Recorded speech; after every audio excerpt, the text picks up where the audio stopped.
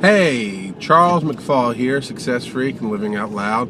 It's been a few days since I've been back from vacation, and now I'm going out to handle some business, if you will. Got to go see my tax people to ask the question about being an independent contractor, how to deal with receipts and taxes, and not just for this year, which is a sticky question. Because I worked most of the year and then I got a lump sum payment, so it probably won't hurt me this year. Well, not hurt me, but I probably don't have to pay my own taxes this year. But definitely next year, what do I have to do? How do I get on the payment plan? What can we expect to pay? Those kind of things, because somebody's not doing it for me anymore. Also on the way, I'm stopping by the Georgia Department of Labor to apply for unemployment. We paid some more bills last night and looked at the math, and we can't. Wow, the lighting's getting funky in here. It's overcast today, so you're gonna get a couple of different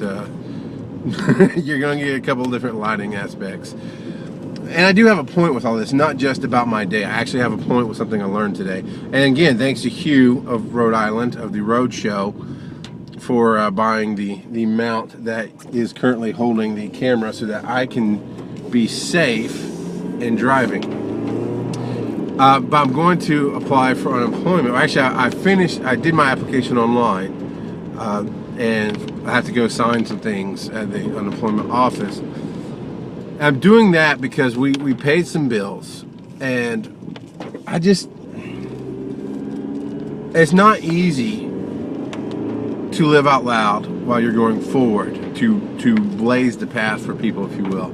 It's not easy when you don't see the exact steps that are coming for you or that you should take.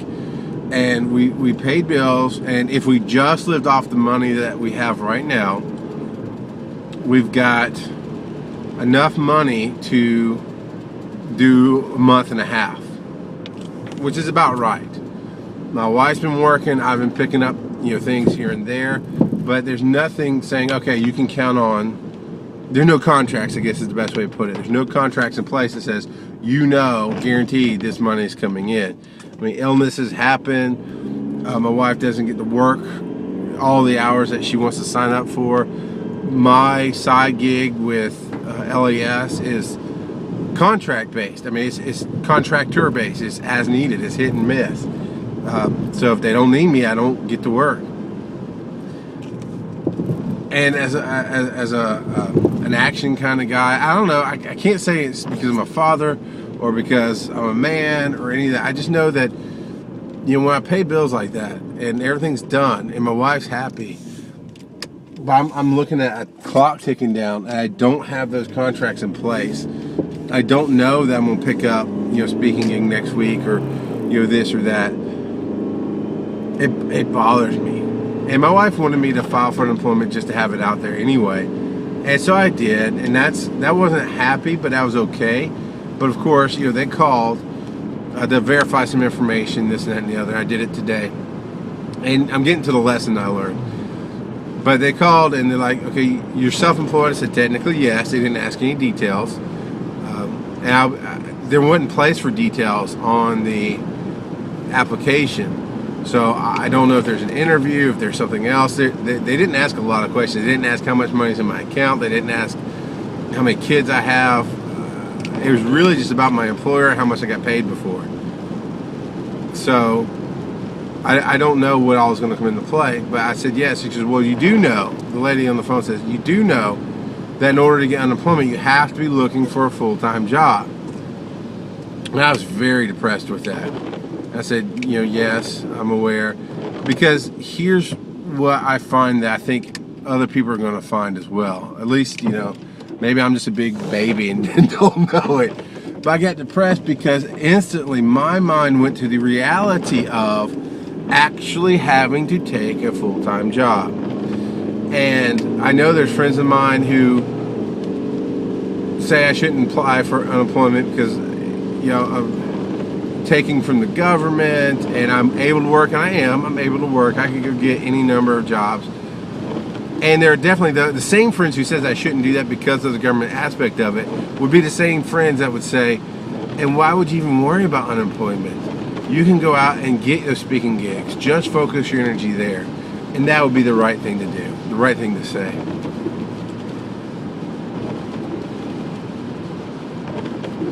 I've already pulled the trigger on filing. I'm going to follow through because that's what I do, because I don't like shutting doors. I like having, we talk about, Mordit and I talk about in one of our keynote speeches, the hallways. You have to walk down the hallway, and maybe the door you thought you were going to go in closes, but you see many other doors and many other hallways. It's the act of walking down the hallway, and that's what I'm doing now. Is I'm not worried about the closed door.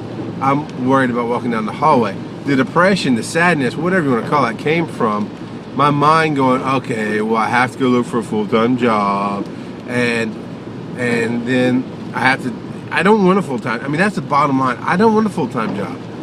I think I can support my family on what I do and some part-time work. Both me and the wife working some part-time work. And I think I'm sad or negative because I'm stepping away from that belief. And my wife said something interesting. I'm going to actually put this out as the quote of the day on my Facebook and Twitter here shortly. Actually, probably before you see the video. But she looked at me and I was talking about how I felt bad, because I can be ultimately honest with her, and that's where sometimes the little whiny bear comes out. And I was talking about this, and she goes, and she wasn't mean, but she was very strong about it. She goes, look, you just need to have more courage than you have right now. You just need more courage than you have right now. And I was like, well, I do have courage. But what I got from that was the strength, man. She believes in what I'm doing, and she believes in where we are, and she has no doubts. And she has no problem with me applying for unemployment. In fact, she wants me to, but she doesn't want me to take a full-time job. She doesn't want me to do that. She wants me to get the part-time gig, working like a college student at the movie theater, which I would love free movies, or at the coffee shop, which I love coffee. Hugh has recommended that I'd be perfect for the Geek Squad at Best Buy, and he's probably right, as long as it's part-time work. And my mind, and I want you to hear this in case you're the entrepreneur, or in case you're the one who got laid off and you're trying to chase some of your passion and maybe find work in the field that your passion is in, at, for, and through, because I don't know how to end that sentence.